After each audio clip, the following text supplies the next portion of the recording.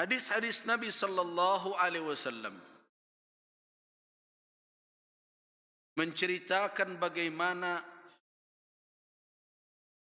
situasi manusia dipanggil. Tapi siapa yang akan dipanggil terlebih dahulu untuk diperiksa?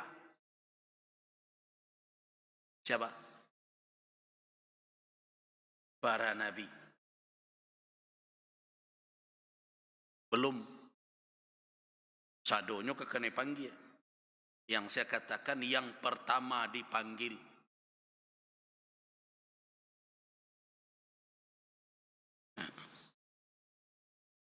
Para nabi. Kenapa? Karena manusia baru diminta pertanggungjawabannya ketika kepadanya telah sampai apa? Syariat Allah. Sampai kepadanya apa yang menjadi tugas mereka sebagai hamba.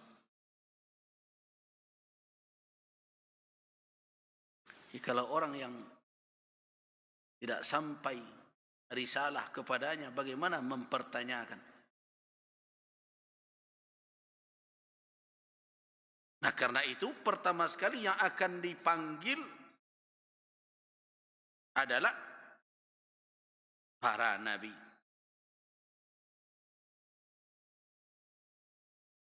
Yang perlu diingat,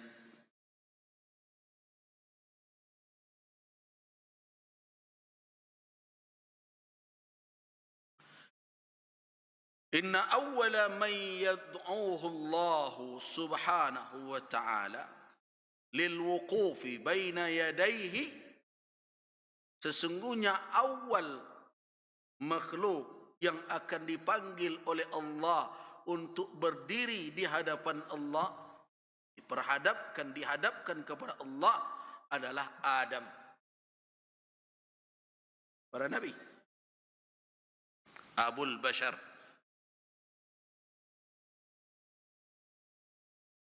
Nah, kenapa? Karena darinya lah, dari Adam alaihissalam lahir keturunan jenis manusia, dan semuanya adalah anak cucu. Untuk apa Adam dipanggil? Liyakuna, supaya dia menjadi saksi atas anak cucunya tersebut.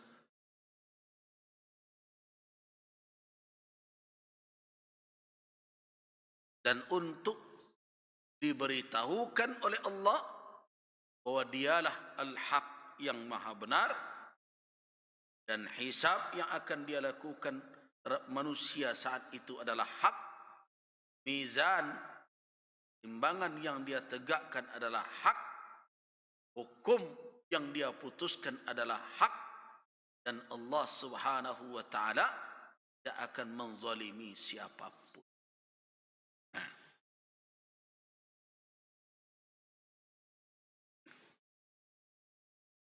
setelah Adam alaihissalam, baru kemudian dihimpun oleh Allah, dipanggil para nabi dan rasul yang lainnya yang keturunan Adam.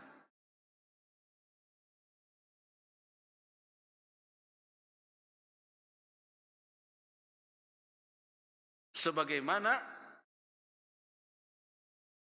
di dalam firman Allah ayat 109 dari surah Al-Maidah. Yauma yajma'u Allahu ar-rusula wa yaqulu madza ujibtum qalu la ilma lana innaka anta allamul ghuyub. Surat Al-Maidah ayat 109.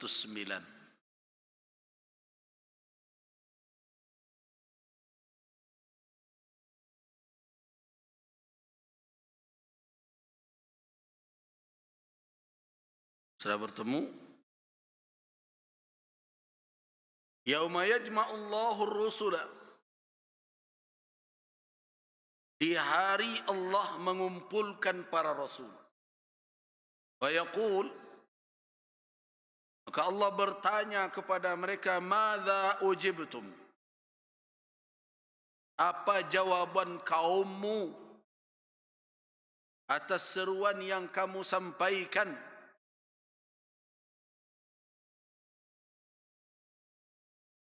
Para rasul ditanya oleh Allah, apa dahulu jawaban kaum kamu sekalian? Dengan apa kamu dijawab oleh kaummu itu? Dengan adabnya, dengan adab dan akhlak.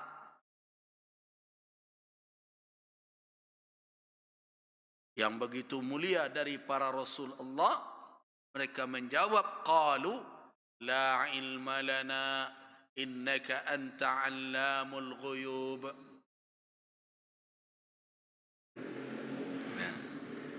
Tidak ada pengetahuan kami tentang itu. Engkaulah yang maha mengetahui seluruh perkara yang gaib. Artinya apa? Engkau yang maha tahu, ya Allah. Bagaimana mereka menyikapi dakwah seruan? Nah, di dalam Al-Quranul Karim ada kabar yang tegas bahwa para nabi dipanggil oleh Allah, hadapkan kepadanya untuk ditanya tentang apa? Tentang tugas yang mereka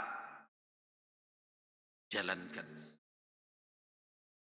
Nah, makanya dikatakan oleh ulama, hadhil ayatu ta'kidu min Allah subhanahu. Ini adalah sebagai penguatan dari Allah, penegasan bahwa awal as-su'al wal hisab, awal pertanyaan dan hisab kepada siapa lebih dahulu?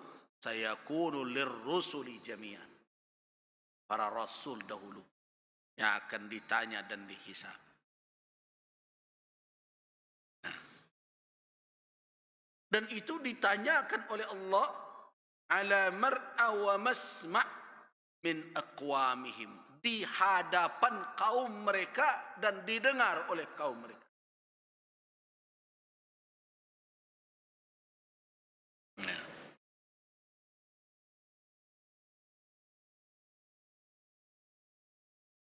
Jadi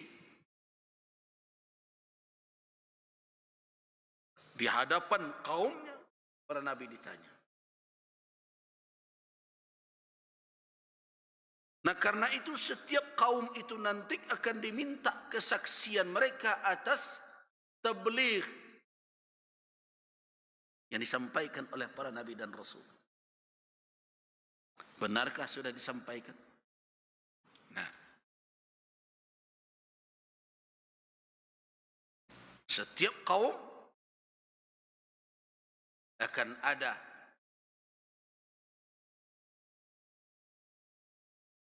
nabi dan rasul di tengah mereka di hari itu.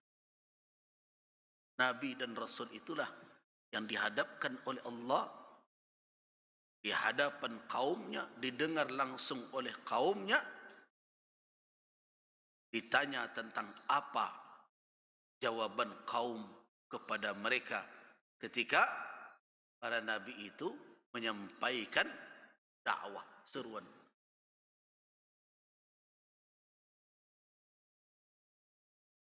Seruan untuk mematuhi petunjuk yang diturunkan oleh Allah Subhanahu wa taala.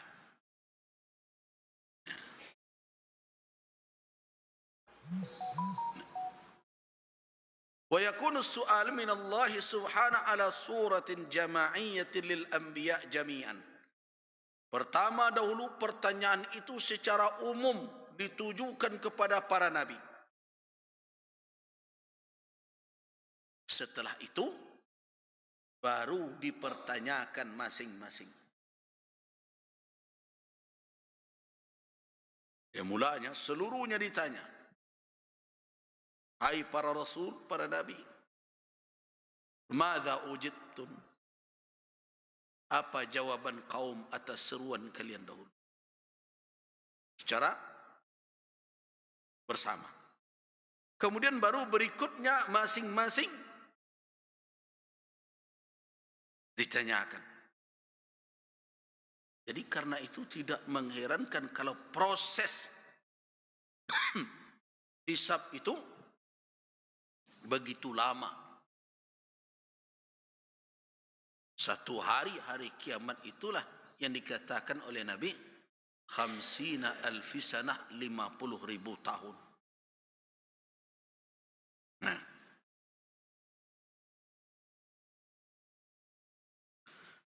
kemudian di dalam ayat lain bisa juga kita temukan penegasan-penegasan seperti dalam firman Allah, falanas'alanna alladhina ursila ilaihim walanas'alanna al-mursalin.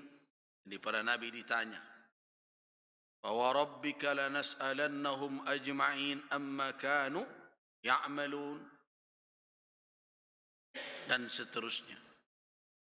Di dalam surah terakhir dalam suratul Hijr ayat 92 dan ayat 93. Nah, ini adalah bentuk keadilan yang ditunjukkan oleh Allah Subhanahu wa taala bahwa sebelum manusia diminta pertanggungjawaban harus dipastikan dulu ada risalah yang sampai kepada mereka. Dan begitu adilnya.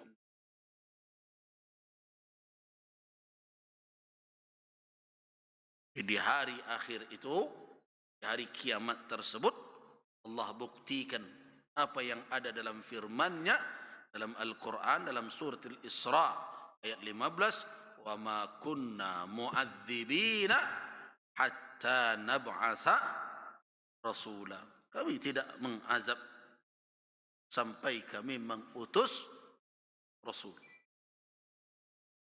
Dalam surah Fatir, wa im min ummatin illa khala fiha nadhir. Tidak ada satu umat pun yang kosong dari orang yang memberikan apa? Peringatan.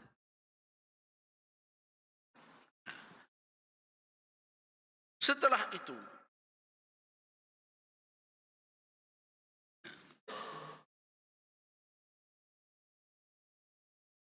barulah dipanggil Nabi satu persatu.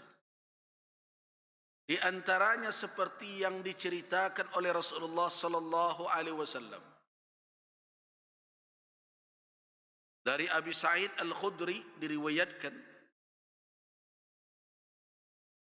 an Abi Sa'id radhiyallahu an, qala Rasulullah sallallahu alaihi wasallam, yud'a Nuhun yawmal qiyamah fayuqalu lahu hal ballaghta fayaqul na'am fayud'a qaumuhu fayuqal hal ballaghakum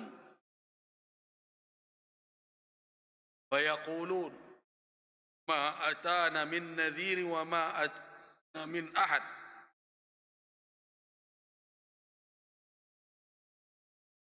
Ketika Nuh didatangkan, dihadapkan kepada Allah di hari kiamat bersama kaumnya, Nuh pun ditanya, hal ballaghta, apakah engkau telah sampaikan risalah Allah? Fayaqul, apa jawaban Nuh? Naam, iya, sudah ya Allah. Fayud'a qaumuh, ke kaumnya dipanggil,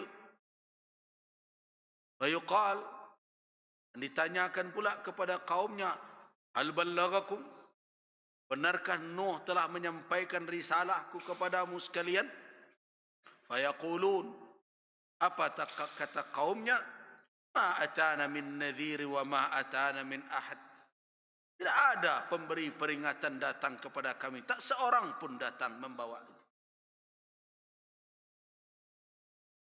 Qala Rasul, fayuqalu li Nuh, maka Nuh pun kembali ditanya, may yashhad laka, siapa yang akan bersaksi atasmu wahai Nuh di saat umatmu, kaummu menyangkal kamu telah menyampaikan pesan Allah, telah menjalankan tugas tabligh risalah, tetapi kaummu berkata, ma atana min nadhir wa ma atana min ahad. Itu proses pembuktian nanti di hari kiamat. Tidak ada, ya Allah. Tidak ada pembawa peringatan yang datang. Tidak ada siapapun yang datang membawa risalah. Kemudian fayuqal, Nuh pun kembali ditanya, may yashhad laka, ya Nuh, sekarang siapa yang jadi saksimu? Kira-kira siapa saksi Nuh alaihissalam? Fayaqul Muhammadun wa ummatuh, yang jadi saksi saya adalah Muhammad dan umatnya. Jadi kita umat Rasulullah akan menjadi saksi atas tugas yang dijalankan oleh para nabi dan rasul. Bagaimana caranya itu? Kita saja tidak ada ketika para nabi dan rasul berdakwah itu.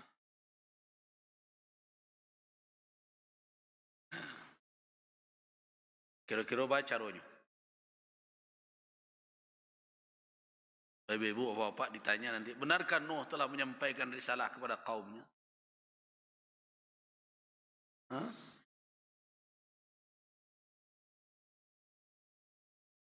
Sudah, ya Allah. Tahu dari mana?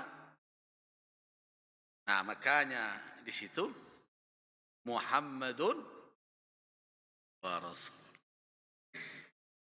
Dari mana wahai engkau tahu? Rasul kami menyampaikan kepada kami wahyu, ya Allah.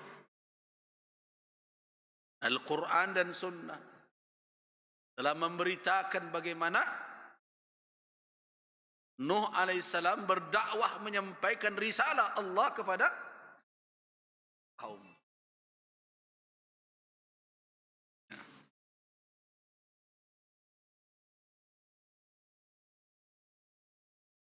Kemudian apa lagi? Buktinya apa? Risalah yang dibawa oleh Nuh alaihissalam terus dari generasi-generasi tetap ada yang bertahan, yaitu apa? Syariat mungkin beragam, tetapi dakwah yang dibawa oleh Rasulullah seperti apa dakwah yang diturunkan dahulu kepada Nuh, menyatu dalam satu kesatuan. Apa itu? Ani'budullah wa la tusyriku bihi syai'a. Hendaklah kamu sekalian menyembah Allah, jangan persekutukan ia dengan apapun.